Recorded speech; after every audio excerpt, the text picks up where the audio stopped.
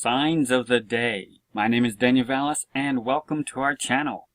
I hope you've been able to go outside and look up, especially at this time while the signs are so visible. I got to go out last night myself and look up and just spend over an hour outside looking up, just studying the different constellations, pondering on all that the Lord is showing us, trying to take pictures too as well, just looking up and reviewing all that the Lord has shown us and how He has brought us to this place where we are right now. He has given incredible wisdom, liberty, strength. He's brought us on this journey. He's guided us. He has given so much grace and drawing us, telling us to look up, lift up your heads, for your redemption draweth nigh. So many things are telling us that time is very, very short, because we can see the celestial signs that tell us the time. The same celestial clock also tells us the time. In Genesis 1:14, and God said, Let there be lights in the firmament of the heaven to divide the day from the night, and let them be for signs, and for seasons, and for days and years.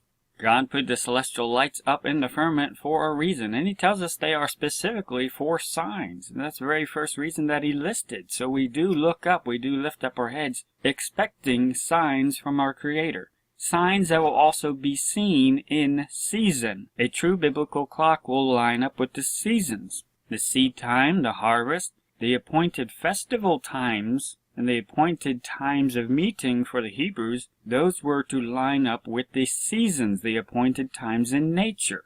If your calendar does not line up with the real world, then you do not have a correct calendar, because it does not tell you the true time. You will not observe the pictures in agriculture and nature that He wants to show you at those appointed times, such as first fruits that He wants to emphasize 3 different times of the year. And if you have the wrong calendar, you will miss those 3 pictures. You'll also be late for those appointments too. So He gives us 3 things. They are for signs. They are for seasons. It should line up and synchronize with the seasons. It's also for knowing days and years. And as we're going to see in the video today, it's not just for days of a calendar.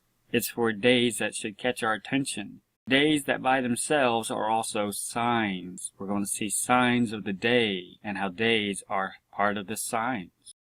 And we've been watching the celestial signs, particularly of Scorpius, and how it's been getting less and less visible an hour after sunset. And by October 14th, it's still going to be visible above the horizon, just barely, but it's going to be dipping down into haze and smog and pollution and just different things in the different areas that are already going to make it harder. So this computer simulation gives you a pretty good idea of where it will be, but that does not guarantee you will see it like that. There's still going to be things hindering the way, particularly haze and humidity and everything like that. So we can see that very quickly this celestial sign that we can see clearly of the adversary and Jupiter, our righteous high priest king, over that adversary, about to tread on him right by the right foot of Ophiuchus. We see this powerful sign still seen, which tells us it's a sign not just of what is expected in the next prophetic chapter, but of a day that is expected when He's going to be treading on His adversary. And so we see the adversary quickly dipping below the horizon, which means that part of the story isn't going to be seen very much longer. So we have a lot of things telling us to look up now, right where we are now, this time, knowing that time is short. The very celestial clock tells us that these signs will not be seen for long, which means the emphasis on the day is not long either. I would encourage you to read through Hebrews. We don't have time to review it all today, but we've looked at it before, particularly starting in Hebrews chapter 7, talking about how Christ became our high priest after the order of Melchizedek. And this is very important to understand. Why was the apostle giving all this background? Why was he going through all these shadows and pictures? To show what Christ did, and it led to a conclusion later on. And so when we see what did Christ do when He came, He became our high priest. In chapter 8, verse 1, now the things which we have spoken, this is the sum. This is the conclusion. We have such an high priest, who is set on the right hand of the throne of the majesty in the heavens, a minister of the sanctuary and of the true tabernacle, which the Lord pitched, and not man. We have a high priest. He's also a king. Just like Melchizedek, who was a king of righteousness, also a high priest, Jesus Christ is now our high priest after the order of Melchizedek. He is a king sitting on the right hand of the throne of the majesty in the heavens. Chapter 9, but Christ being come an high priest of good things to come, by a greater more perfect tabernacle, not made with hands, that is to say, not of this building, neither by the blood of goats and calves, but by his own blood he entered in once into the holy place, having obtained eternal redemption for us. For Christ has not entered into the holy places made with hands, which are the figures of the true, but into heaven itself, now to appear in the presence of God for us. Nor yet that he should offer himself often, as the high priest entereth into the holy place every year with blood of others. For then must he often have suffered since the foundation of the world. But now once, in the end of the world, hath he appeared to put away sin by the sacrifice of himself. And as it is appointed unto men once to die, but after this a judgment, so Christ was once offered to bear the sins of many. And unto them that look for him shall he appear the second time without sin unto salvation. This is very important how the apostle emphasizes you have to understand what did Christ do the first time he came. You must understand that when we look for him to appear the second time, because they are going to be connected. When we see our Redeemer a second time, he will be starting another prophetic chapter, finishing what he started the first time. We must understand the background. What did Christ do the first time? And that will help us look for him the second time. The first time he came, he was numbered with transgressors. He had the appearance with sin by being crucified with sinners, with the thieves on the cross, and the accusations they laid against him. But he offered himself willingly, and when we understand what he accomplished at that time, when he became our high priest, when he offered his own blood on our behalf, then we also understand, okay, he did that the first time. What is he going to be doing the second time when he appears in all of his glory, without any connection with thieves or transgressors or anything like that? He's going to be appearing without sin in his glory unto salvation for those that put their faith and trust in him and are looking for him. These two go together. We must understand the backstory. In chapter 10, he keeps going, he keeps continuing with that thought. But this man, after he had offered one sacrifice for sins forever, we just talked about that, sat down on the right hand of God. He's our king, he's our high priest after the order of Melchizedek.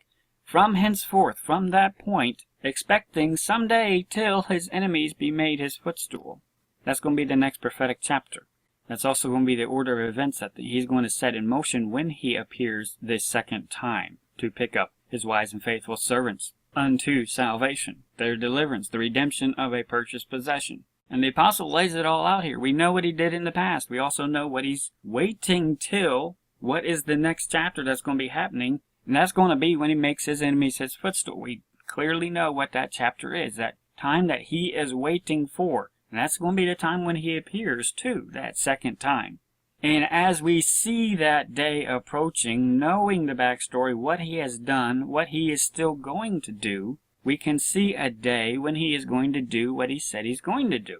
And as we see it literally approaching, there are things we should do. We will see that day. We will know it's coming. We won't know the exact day or hour that he's going to appear the second time, but we will see the day approaching when he said he will do what he's going to do, knowing that the redemption of the purchased possession will precede that very closely. And as we see that day approaching, we should live accordingly, drawing nigh to our Redeemer, drawing nigh to our high priest, our King, the one who is our mediator, drawing nigh to him with a true heart, casting off the works of darkness, purifying ourselves even as he is pure, drawing nigh to him, and considering one another to provoke unto love and to good works, and so much the more, exhorting and encouraging one another. Let's live as though our Redeemer, our mediator, our King is about to return. And this is what we've been covering so much of lately, how we can see this celestial sign, how he is going to be making his adversaries, his enemies, his footstool. And we can see that clearly depicted in the heavens. You don't need telescopes, you don't need binoculars, they can help, but you can see it with your own naked eye. If you have a clear sky, relatively good view of the horizon, not a lot of city lights around you helps a lot too, but it's easily seen. This is declared along the line. The strongest part of this story is going to be closest to the line. That's why we've been looking so much at Scorpius and Ophiuchus right above it, who's holding serpents, wrestling serpents. That picture is declared along the line. So it's going to be closest to the line. That's what we've been looking at. And we've also seen how that picture is going to be dipping below the horizon out of view very soon, too. We've also been seeing how Jupiter is drawing very close to the right foot of Ophiuchus, which strongly seems to emphasize the treading, making his enemies his footstool. It catches our attention when a picture of our king, Melchizedek, is drawing close to the foot, because he's about to make his enemies his footstool. This is a common picture used throughout the Middle East. When you put your foot on your enemies, when you proverbially make them your footstool, you have completely subdued them. And so we see the picture literally drawing attention to the foot, and we've seen a rehearsal. Yes, he was bruised by the adversary in the past. He had his heel bruised. It was a flesh wound. But it was not a mortal wound to our Redeemer. But one day he's going to make his enemies his footstool. He's going to bruise, completely crush the serpent's head, the head of the adversary. So we see that pointed to, and we see Jupiter approaching a day, a time, when the foot is going to be highlighted over the enemy. But that is not all that we see. We see so many incredible signs, and the Lord has given wisdom recently just on more things coming together at this time, telling us how important this time is. And it goes with a lot of things that He has shown us before. We've already studied Draco, the role of the red dragon, the fiery red dragon mentioned in Revelation 12, the serpent, the devil. And because it's at the North Pole, it's often seen as overseeing the other aspects along the line, Hydra and serpents and Scorpius and such. That is why the fiery red dragon is associated with the devil and Satan, as Revelation 12 says, because it oversees all the others. And if you go outside and look up, you will see Scorpius and Ophiuchus and serpents. And if you really lift up your head and almost turn around, you will see Draco almost on the other side of the sky too. When you do go outside, you're going to be doing a lot of looking up, looking around, really giving your neck a workout, because the whole heavens declare the glory of God. And we see this story pinned along the line, but we see other things connected to it, how that story expands from that point along the line. For example, when we look at this point along the line, where Ophiuchus is wrestling the serpents and Scorpius, if we follow that line straight up to Draco, which is at the north, we will see between these two constellations the constellation of Hercules. That seems familiar, and it also goes with the story, doesn't it? Not only is he wrestling serpents, he has a club, and he's beating the head of those serpents that he is wrestling. And again, it should catch our attention that this story, this depiction, this sign in the lights in the firmament is directly in line with Ophiuchus, who's also wrestling a serpent with his foot on the adversary as well. If you look at Hercules, you'll notice that his foot is right on the head of Draco. He's treading on the head of Draco, who is the water serpent. Draco is the serpent dragon, the dragon that is in the sea. And so if you take Ophiuchus and you just almost literally flip him around, you have that same picture on Draco. And if you follow along the feet, look at the feet of Ophiuchus. He's treading on Scorpius. Make a mental line and follow it all the way up to Draco, and what do you see right in line with that? Hercules' foot right on the head of Draco. We see at this point along the line declared a very, very strong picture. Treading on the adversaries. Not just one adversary, not just two adversaries, not even three adversaries. 4 adversaries are being addressed here. Draco is having his head treaded upon. The serpents that Hercules is wrestling is having their head bashed in with a club. And Ophiuchus is treading on Scorpius, and he's also wrestling serpents. In line at one point along the line, telling the same story. Making his enemies his footstool. This needs to catch our attention.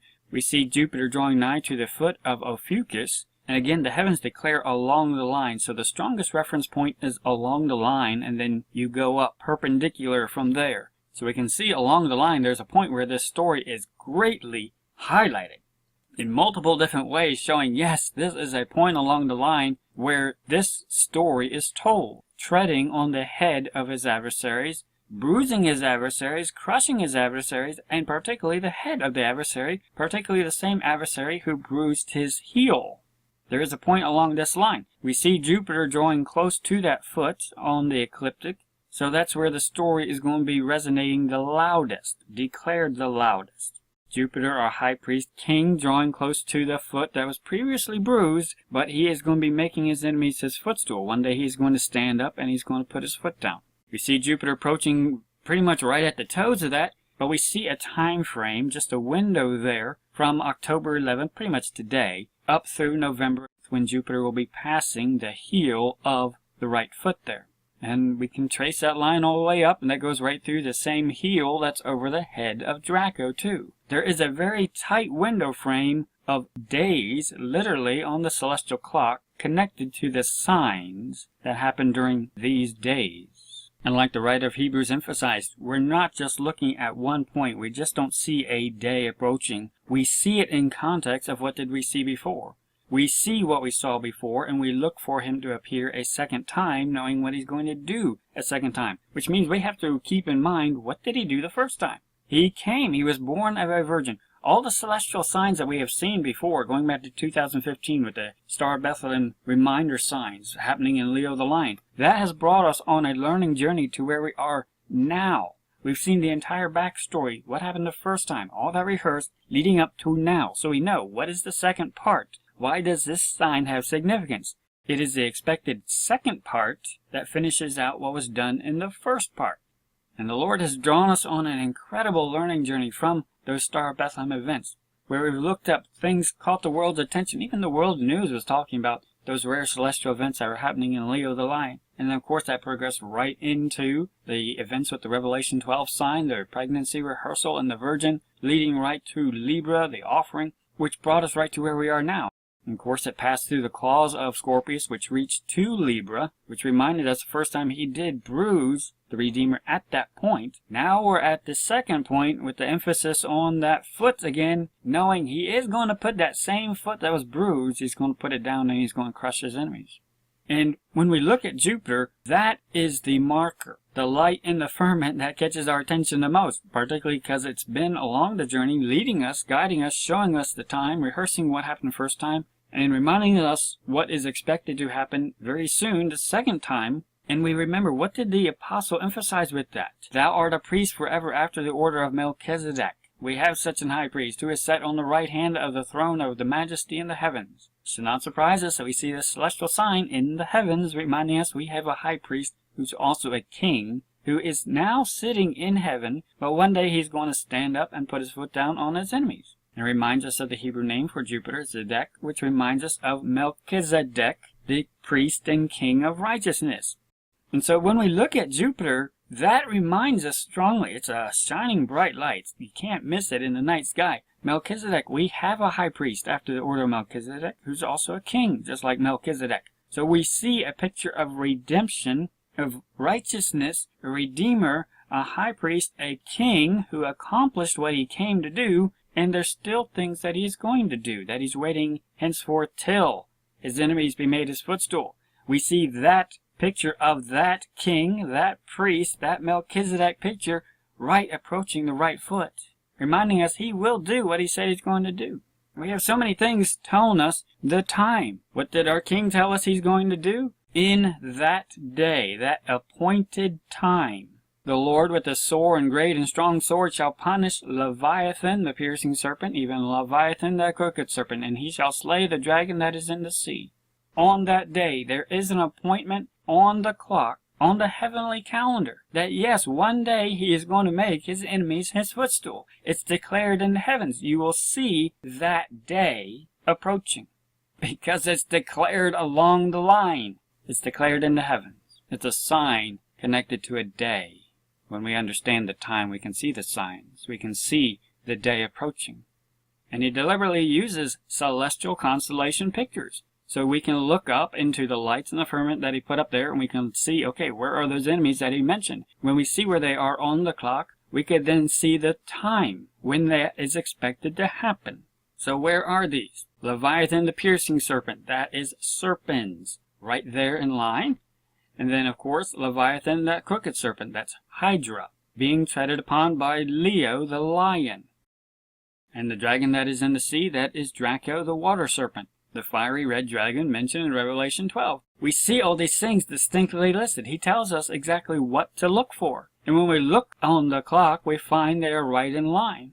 The story starts being told and rehearsed at the head of Hydra, which Leo the lion is treading on. That brings us right to where he's going to be finishing the story that he started. And on top of that, when we look along the line, that time where a foot is on the adversary, we see, of course, Hercules right in line between those two, the dragon that is in the sea and Leviathan, the piercing serpent. We see an individual attacking the head of the serpent with his head on that very same dragon. And that's part of the prophecy, the dragon that is in the sea. That's going to be punished. He is an enemy that is going to be made a footstool. So it does not surprise us that there is a depiction of a point with the heel right above his head, saying, yes, this is part of the story. It's very clearly depicted. You find the head of Draco, you will find his foot right above it, while he's clubbing the serpents, just like Ophiuchus. You take the same pictures, a lot of the same pictures from Ophiuchus, you just flip it around and stick it right above Draco's head. Same thing, but the Lord lined it up so they're lined up exactly at one point along the line, both depicting the same thing, making his enemies his footstool. And both of these enemies, Draco and serpents, are specifically mentioned. Hey, look for these. I will be making these enemies my footstool. And then, of course, we see Scorpius and Hydra emphasized. Through prophecy and through his coming, Christ has already started treading on the adversary, and that's pictured by Leo over Leviathan. That process is already underway. We also see the reference of Scorpius attacking the heel, stinging the heel of the one who is wrestling the serpents, reminding us of that aspect. That same adversary that bruised his heel at the cross when he was offered the first time, that same adversary is going to be crushed by that same heel. And this goes back and reminds us the prophecy in the Garden of Eden. I will put enmity between thee, the serpent, and the woman, and between thy seed and her seed. It, Messiah, her seed, shall bruise thy head, crush the head, and thou shalt bruise his heel. He was bruised for our iniquities on the cross. Satan thought he was victorious, but he was not, because it was not a mortal wound. One day, our Redeemer will be making his enemies his footstool, and he will be delivering a mortal blow to the head of the serpent, to his adversaries, to his enemies. And he lists all the different aspects of his enemies, all the different pictures, the different facets of his enemies. So we can look on the celestial clock and say, who are the enemies? Who are going to have their head bruised, crushed, by the one who is the offspring of the woman, who is the seed of the woman?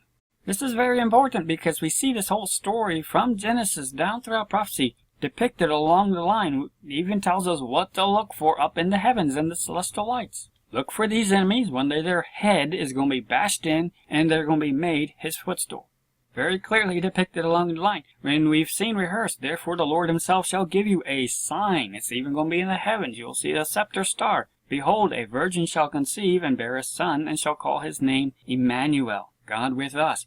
There was a celestial sign that went with that prophecy. The wise men looked up. They saw in the celestial firmaments the lights that told the story with the events in Leo the Lion, reminding them, hey, the King of the Jews is born. The Redeemer is here. Glory to God in the highest. And they went out to worship him based on the signs that they saw. The signs that declared a time of expectation for those prophetic events to happen which he said would happen. And we've seen with the Revelation 12 sign rehearsing that same picture, a virgin conceiving and bearing a son. Who is Emmanuel? That's who Jupiter pictures. That's all he pictures. Our Redeemer, Jesus Christ. And it is evident, as the writer of Hebrews points out, it is evident that our Lord sprang out of Judah. A lot of people today look at the Revelation 12 sign as a singular sign. They ignore the context. No, there were important celestial signs that happened a few months before that, leading up to that happened in Leo the Lion with the Star Bethlehem reminder signs. That helps set the stage for understanding the Revelation 12 sign.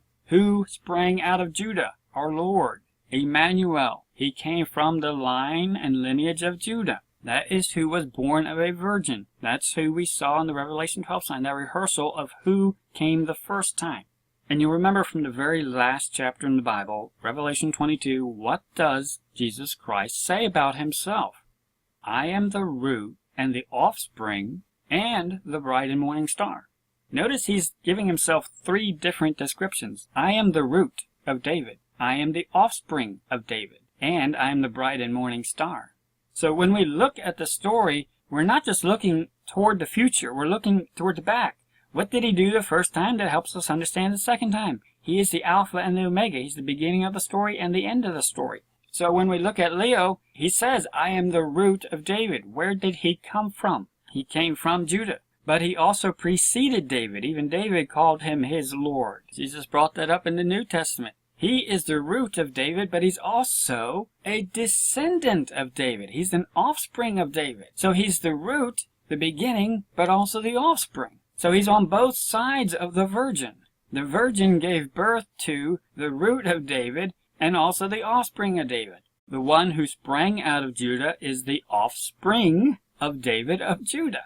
And so when we look just past Virgo, we see a depiction of the living offspring of Judah, the one who sprang out of Judah. We see the offspring of David. That is pictured by Ophiuchus. He was sacrificed, but he rose from the dead from that point, and that's pictured at the Liber point. But he is now alive. He is the victorious one who wrestled the serpent. That is pictured by Ophiuchus. Ophiuchus is the offspring of David. You want to look for that picture in the heavens? It's Ophiuchus, the one who was born of a virgin, the one who sprang out of Judah. But it's also Hercules, because it's at the exact same point along the line. It's also chronologically the same position as Ophiuchus after the virgin. Hercules is the offspring who also sprang out of Judah too. So both these pictures just show a different facet, a different aspect of the prophecy. Yes, he has wrestled the serpent before he has even had his heel bruised, but he is going to put his foot down and bruise and crush the head of the adversary. So when we look up into the heavens, we see the root of David with Leo the lion. We see the offspring of David with Ophiuchus and Hercules. And Revelation 22 reminds us when he says, I am the root and the offspring of David, that he is coming quickly. So when we look at these pictures, we need to keep in mind the promises that go with them. Why does Revelation end with these pictures? Look up, I am the root and the offspring of David. I am coming quickly. So when we look up and we see the root of David in the sky, when we see the offspring of David, when we are reminded of the learning journey that he has brought us on, we know he is coming quickly. We know the day is approaching. Because this is the very picture of the one we are expecting, the one we are looking to appear a second time. And we know this because we see the story. Not only is Leo the lion the root of David, he is also the offspring of David too, because he is the lion of the tribe of Judah, her seed, Messiah. He now has that title, the Lion of the tribe of Judah, because he is the king of the Judah royalty. So he's on both sides. Even though one side does show the root, one side does show the offspring, he's still presently on the other side. He's the Alpha and Omega. There is no beginning or ending. He's both at the same time. Presently, he is still treading on the head of Hydra. That picture is still for the days ahead too. A second time in the days ahead, Leo the lion is also fulfilling that picture of treading on and bruising the head of the serpent too. Because he is both at the same time. He's all these aspects at the same time. We know his enemies are depicted in the heavens. He names them specifically. He even tells us he is the bright and morning star. He even tells us he is the lion of the tribe of Judah, the root of David, the offspring of David. That's going to be depicted on either side of the sign that the Lord himself gave about a virgin shall conceive and bear a son and shall call his name Emmanuel. We can see the rest of the sign extended from that sign. It all goes together. It's all declared along the line. It's one continuous story, which tells us also that there's a continuous expected end that we will see approaching. We look for him to appear the second time, knowing what he did the first time. We understand when he came, the adversary did bruise his heel. That took place. That's pictured by Libra, where Scorpius has his claws extended trying to grab a hold of Libra, the altar there. That first half of Scorpius depicts the first half of that story. There's still more further along that line where the offspring of the woman, the offspring of David, will bruise his head of the adversary. But this man, after he had offered one sacrifice for sins forever, sat down on the right hand of God. From henceforth, from that point in that story, the prophetic story, from henceforth expecting till his enemies be made his footstool. That's the very next chapter. That's what we are looking up in the heavens. And he's already told us the list of all his enemies. We can look up at them, and they're right depicted where the offspring of David, the root of David, is making his enemies his footstool, bruising and crushing their head. We know the next prophetic chapter. This is what we are told we will see approaching. So Christ was once offered to bear the sins of many, and unto them that look for him shall he appear the second time without sin unto salvation.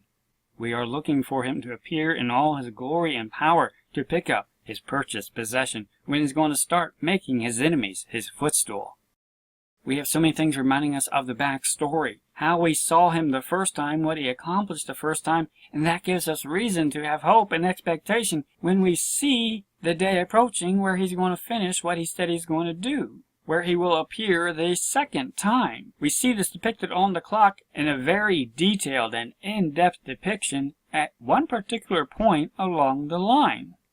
Again, we just don't see one adversary such as Scorpius. We see 4 depictions of the adversary being beaten and bruised along one point of this line.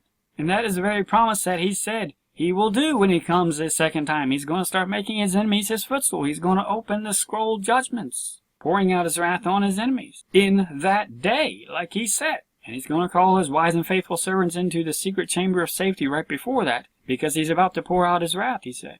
And the intent is to pour out his sore and great and strong sword, the great judgments, beating the head of his enemies, making them his footstool. That starts from the very first seal. We see that day approaching because it's literally depicted in the heavens along the line. There are signs connected to days, telling us about the day, the signs of that day. And what's going to happen on that day? Scorpius will have his head bruised by the very same one that he bruised the heel of before. That same heel is going to bruise his head. That's depicted in the heavens right now, closest to the line, which means these signs closest to the line, which are declared along the line, those are the strongest that we see right now too, visually also in the southern sky. So the hand of the clock is most closely watched here with Jupiter right at this right foot of Ophiuchus, the one who had his very heel bruised by Scorpius. So that is the clock counter that we are watching right there, with the expectation of his enemies being made his footstool. This is the strongest depiction of it. Understanding there's serpents right above it too. He's wrestling that same serpent that is even mentioned as his enemy, that he's going to be crushing in that day. That day we see approaching. And then also Hydra the serpent bruised his head. This whole depiction of the story with Leo the lion of the tribe of Judah, treading on that serpent too. And when you read the book of Revelation, who opens the very first seal to pour out the judgments? It's the Lion of the tribe of Judah, because he is still presently the offspring of David. He is the one bruising the head of Hydra, visually depicted there. He's also pouring it out on all the other aspects too as well that he lists, which include Draco, the dragon that is in the sea. He's going to be putting his foot down, bashing the head of the dragon that is in the sea. And this is further emphasized by bruising the head of the serpents that Hercules is wrestling right as he's about to put his foot down on the head of the serpent that is in the sea. Right in line with 2 other depictions, 4 depictions right in an exact line at one point along the line on the celestial clock made by the lights in the firmament to tell us signs and to tell us seasons of expectation and to tell us days. We see a day approaching. We see a time where we should expect him to appear the second time without sin unto salvation, when he's going to start making his enemies his footstool. It's all in one line. This needs to catch our attention and drive it home. He is emphasizing this for a reason. This is declared so strongly at one point along the line, telling us we do see the day approaching, where this is emphasized and underscored and highlighted and explained in so many different facets of it in so many different ways at one point along the line, with so many signs at one point along the line. This is why we see the day approaching, because we see the sign on the celestial clock that also tell us the day. So when this corruptible shall put on incorruption, and this mortal shall put on immortality, then shall be brought to pass the saying that is written, Death is swallowed up in victory. O death, where is thy sting? O grave, where is thy victory? Paul describes how the rapture, we're going to be given an incorruptible body, and on that day, which directly precedes that day when he makes his enemies his footstool, it will be loudly proclaimed, O death, where is thy sting? O grave, where is thy victory? Why? Because we see the day approaching where his enemies, the one who stung and bruised and attacked the heel, one day his head is going to be bruised also. He's going to receive a mortal wound. Prior to that, we will see the day approaching. We will see signs of that day approaching, reminding us when his enemies are going to be made his footstool, reminding us even of the sting of death, reminding us even of the sting, the one who attacked and bruised the heel of our Redeemer. We're going to see that coming, but we're going to laugh knowing we escaped from it. We will see the celestial hand marked by Jupiter approaching the right foot. We will see it approaching that sign. There's the clear expectation that when it reaches that sign, those events will happen. That's why the expectation is not past. He tells us we will see it approaching. We will only see it approaching. We will only see it on this side of that story depiction. With included in that a picture he even mentioned in another book, talking about, O death, where is thy sting? O grave, where is thy victory? These are tied together. We know the story. It's depicted right in the heavens, along the line. A day when his enemies will be made his footstool. And that section along the line also includes the sting of the one who stung before, right after that point along the line too. We have the high expectation that we will only see these in the approach, not in the past. We will see this day approaching, and as we see that day approaching, we should live accordingly, exhorting one another and living as though our Lord is about to appear a second time to do exactly what he said he's going to do, and so much the more as we see, literally, that day approaching. We will see it approaching. God said, "Let there be lights in the firmament of the heaven to divide the day from the night, and let them be for signs." That's why they're there. That's the very first reason he said they are for signs. Look at them. Look up. Lift up your heads. Study what the heavens declare. There is a time expected, and the more you study and make sure your calendar lines up with the seasons, the more you can be sure that you are on the correct clock and you are reading the time correctly, which will tell you you are understanding the signs correctly. All of these go together. If you don't synchronize it with the seasons, you will miss some very important pictures that go with understanding the time and understanding the signs. You are leaving out a whole section of understanding celestial time. You will not properly understand the signs if you do not study it in season. And it's for days and years. Not just calendar days, but days of importance. Days that themselves are also signs. We see that day. They mentioned we see that day approaching. Let us live accordingly that we see that day approaching.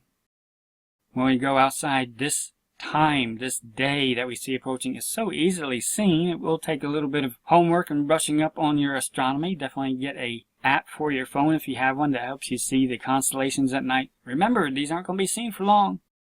But we certainly see Scorpius easily right above the horizon. Jupiter definitely stands out. Ophiuchus is a little harder to see, but once you start learning its shape, you'll see it. Definitely the two hip stars of Ophiuchus, and the right leg on that side of it, and then the left leg is about here. The fainter stars you can see right there.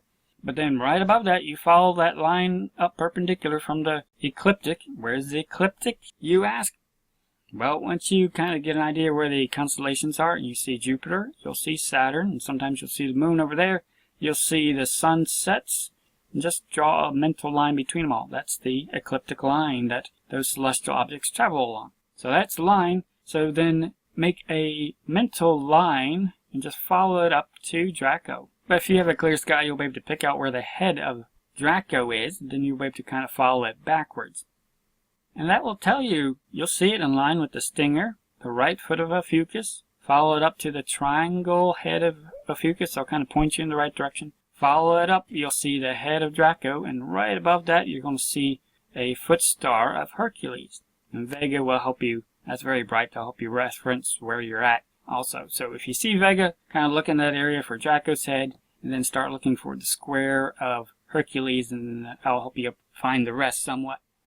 And if you look directly up an hour after sunset, you'll see Cygnus the Swan, and that one kind of stands out in a little T shape generally, and that will help you get a frame of reference also that Draco's going to be right on its right. You'll see Vega. So if you see Cygnus, they'll let you know you're in the right neighborhood. Start looking for Draco's head, then work your way backwards toward Ophiuchus, the arrow of Ophiuchus, down to the hips of Ophiuchus, down to Jupiter, and the tail Scorpius. And you'll see those depicted in a line. You're really going to have to move your head around. You're really going to have to lift your head up, like Jesus said. He has a lot to show us, and it's going to take a lot of looking around to see it. I went out last night and was trying to take pictures of it, and I had to stitch these two pictures together just to get a portion of it. My camera old, and it just does not get a lot. You really need a professional camera with a fisheye lens to really get huge sections of the sky. But we can see down here Scorpius, the head of Scorpius, Antares, Jupiter, and then here's the hips of Ophiuchus. Right there's the right foot of Ophiuchus. Again, make those mental lines from the other hip down to Antares, and they'll tell you roughly where the left leg is. So Jupiter's approaching the right foot right there. So we know where those are, and then you should be able to look up and you'll see a triangle. That's the head of Ophiuchus, and then just follow it up. And so Hercules is going to be in this area, and then Draco is going to be up there. I wasn't able to get it in this picture. But that bright star over there is Arcturus as well. Good reference point. So once you start knowing what to look for, and it's going to take some practice, yes, but once you start looking for it, and apps on your smartphone help you find it, you'll be able to see how it all goes up in a line. There's a line. And it goes downward that way because the tail's over there. But you'll be able to see serpents reaching up for the crown. He was trying to get the crown, but Ophiuchus has been wrestling him and stopping him from trying to get the crown. And Hercules is bashing the head of the snakes over there. This is his arm with the club. That's his kneeling leg right there. That's his heel. And Draco's head is right up there. And I was able to get a little bit of that. Again, some of these signs are very large. Hard to take a picture of with just a normal camera. But there's Vega. So they'll tell you, look in this area. And so here is the head of Draco. Right here's the square of Hercules. His kneeling foot right on the head of Draco. And his arm raised with the club that he's bashing the snakes over here. Again, these signs are not going to be lasting for long. We consider where we are right now, approaching October 14th, when the entirety of Scorpius is still just barely going to be above the horizon. You'll still see at least one star of Libra, referencing, letting you know where the claws really extend to that picture. So again, we see that time is very short, and you're already going to run into some trouble with haze along the horizon too as well. Where we are right now is a green zone telling us you can see it now, but you're not going to be able to see it for much longer at all. So if you're going to go out and look at it, take pictures, now's the time to do it, because we are quickly running out of time. This is only an hour after sunset. If you really want to see it, try going out after about 45 minutes after sunset. 30 minutes after sunset, you'll see Jupiter and Antares just starting to poke out. By about 45 minutes, you'll see most of it, except for some of the fainter stars. But an hour, don't wait after an hour, because it's going to be quickly dipping down below the horizon. And by October 28th, an hour after sunset, you're really not hardly even going to be able to see any of Scorpius at all.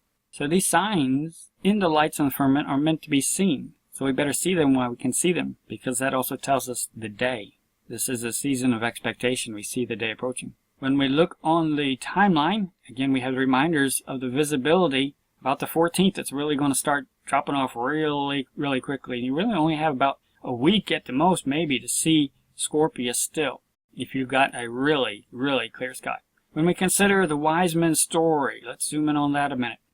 We talked about this before. The wise men, Mary and Joseph and Emmanuel, were still on the road departing after Herod's 2-year decree went out. At least the wise men, possibly the others as well. But we have to consider the wise men were from the east, likely Persia, where the Euphrates River was, which was approximately a 15-day journey, if not longer. And apparently the wise men took a different route back. Matthew 2:12 tells us they went another way back, which was most likely the long way back.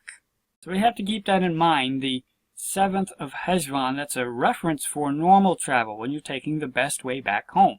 But the wise men apparently did not take the best way. Apparently they took the back ways home, which if you've ever taken the back roads, it can sometimes almost take you twice as long. So we just keep that in mind with where we are right now, understanding the wise men took the long way back home, which most likely delayed their return home. So I'm still considering we're in the departure time. And it definitely goes with everything we see right now, the signs of where we're going out to meet our King. We have the expectation of being called to our eternal and permanent home too as well. We're with that same expectation of being called into the ark, that chamber of safety, to escape all those things that are coming upon the face of the whole earth, as Christ our Redeemer emphasized. Watch and pray that you may be able to escape all these things. That's what we should be doing at this time, especially when we see the signs that the day is approaching. And we know right now it's very well seen, but not for long. We quickly see that Scorpius is hardly going to be seen toward the latter part of this month. Now's the time to see it. Now's the time it is seen. Now is the time it is declared by the heavens. Whether we see it or not, it's declared right now for the world to see. We also see that Jupiter is going to be leaving the feet about November 1st. That depiction of Melchizedek, our righteous king and priest, that picture, that marker, that celestial clock hand, if you will be passing the feet approximately November 1st, right after the sign is pretty much dipping right below the horizon.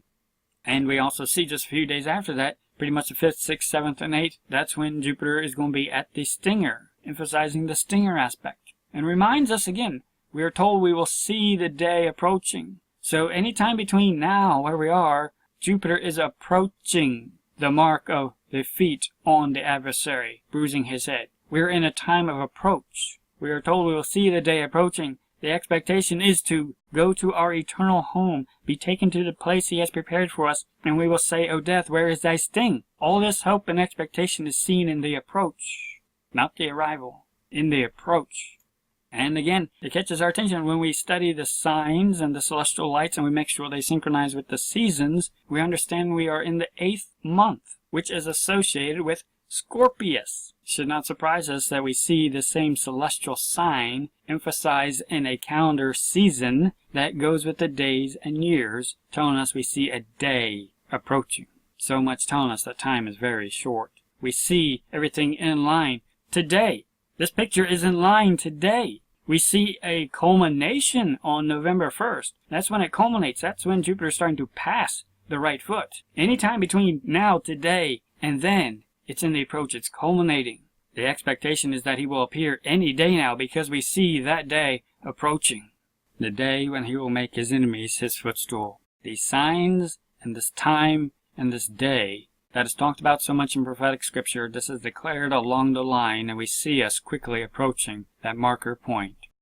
Definitely go outside, look up, lift up your heads, study and look at the reality of the celestial signs that are declared in the heavens right now, of the adversaries, of the priest Melchizedek, our righteous king, as he's approaching the right foot of Ophiuchus, the heel that was bruised by the adversary one time, but that righteous king one day will be making those same adversaries his footstool. We see that in the approach right now, just with the simple signs, just by looking at these two, and then when we look at the bigger picture, how it expands so much more beyond that, really emphasizing all the enemies he listed. It's all connected to this point along this line. A signal time that we see the day approaching. And it needs to catch our attention to the high points of this story, the hips of Ophiuchus and the right foot exactly of Ophiuchus. You can see exactly where that is. And Jupiter is approaching right to it. And you can also see the adversary right below that too, visually connected with the hips. The stories go together too. We can see the days ticking down on the clock that a time and a day is approaching. This is declared by the signs, by the lights in the firmament. Definitely download our PDF resources. You can find links in the description box for all these resources. Understanding God's Celestial Clock, if you want to understand how to synchronize a biblical clock with the seasons also, like God requires. If you're new to this learning journey, check out a PDF, The Heavens Declared, where we review what are the celestial signs, the rare and unique celestial signs that the Lord showed us going all the way back to 2014, starting with the blood moons, and then the Star of Bethlehem events in 2015 and onward. So many things that the Lord has shown us, bringing us to this place so we can more clearly see the day approaching, because we can more clearly see the signs. He has definitely brought us on a learning journey, showing us so many nuggets and treasures and wisdom and guidance. He has brought us on this journey. He has brought us to this place. He is the one showing us these things because he wants us to know the time. He wants us to see the day approaching. And he wants us to live as though we know the time. We have the PDF, the Revelation chapter 12 sign, which goes a lot more in depth on that subject and also on Draco as well. Definitely make sure you read the resources, when to watch. Now's a good time to review it. What did our Lord instruct his servants to be doing? How he wants us to be living when he returns? Be ye ready. That was his exact instruction. Be ye ready when you know that I'm coming. He wants to find us with our loins girded about and our lights burning, shining and bringing glory to our Father. Let's make sure we are following those instructions, making sure we are remembering Lot's wife, making sure we are studying all the pictures, the warnings, and the exhortations, and the promises that he gives for the wise and faithful servants. Let's run for the prize. Jesus Christ is the prize. The rapture is not the prize. Too many Christians are more excited about the rapture than they are Jesus Christ. Let's fix our eyes on Jesus Christ and draw nigh to him with a true heart. He is the ultimate prize. Behold, I come quickly. Behold, I come quickly. And my reward is with me to give every man according as his work shall be. I am the root and the offspring of David, and the bright and morning star. Surely I come quickly. We have so many reminders along this learning journey that are so powerfully emphasized at this time. We can look up and we can see the offspring of David, be reminded of the root of David, the Lion of the tribe of Judah, how he started this learning journey, everything that he has personally led and guided us on to see and understand the time, to see the day approaching. And the whole summary of it all is surely I come quickly. He is coming to appear a second time. Let's look for him. Let's live for him. We have heard so many trumpet calls telling us the bridegroom cometh. Go ye out to meet him. Rise up with your life. Trim your lamp. Cast off the works of darkness. Put on the armor of Jesus Christ. Shine bright for him. Purify yourselves even as he is pure. Rise up. Shine bright. This is what we are told to do. Go ye out to meet him. Let's do that. Let's be found drawing nigh to our Redeemer, loving him and serving him absolutely first and highest above all else. Maranatha.